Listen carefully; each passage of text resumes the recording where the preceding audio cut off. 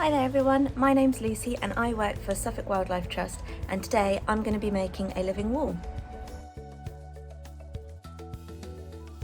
Over the past couple of years I've been trying to rewild my very urban and central garden. I've let the grass grow long, I've made and put up nest boxes, I've planted wildflowers near my car parking space, and I've even built a bucket pond.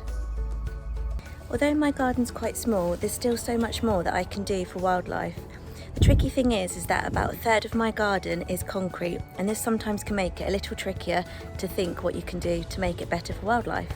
For example, I've planted 2 trees in pots which will grow happily here for several years to come. I recently started looking at all this unused space on my wall, however, and I've decided to turn this space into a living wall. Green infrastructure such as living walls, posts and towers have been shown to improve air quality substantially, with studies revealing that they can have a big impact on nitrogen dioxide in urban settings. They can reduce levels by up to a whopping 60%. Okay, so now we know why living walls are so good for wildlife, let's get making one. Things that you need include your living wall pockets, peat-free compost, plants of your choice, a drill, some hooks, raw plugs, and a pencil. There are several different ways that you can create a living wall, and I've decided to make mine out of specially made living wall pockets. I got this for £5 off a garden retailer website. I'm also going to be hanging it by using hooks like this. Mark where you need to drill into the wall with a pencil and carefully drill the required amount of holes. You might need to ask for some help with this bit. You will need to make sure that you drill deep enough so that your hooks go all the way in. Once you've finished with the drill, put it safely to one side and place raw plugs into the holes. Then twist your hooks into the raw plugs. Sometimes it helps to use a screwdriver to help you to twist them into place. Then what you need to do is hang your pockets onto the wall, and now it's the really fun bit. We get to fill our pockets full of plants. So there are lots of different types of plants and themes that you could go for with your living wall. For example, if you have a more shaded garden, you might like to choose some different ferns, such as these.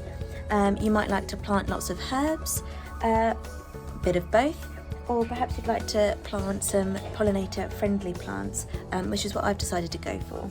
So I've got some nasturtiums, which will be really good for bumblebees. They're nice and big so that the bumblebees can land on them really easily. I've also got lots of different types of thyme, which are really good for lots of different pollinators, including leafcutter bees and also mason bees. And I've also got some fleabane here as well, which are not only pretty but also have benefits for different pollinators too. So let's get planting.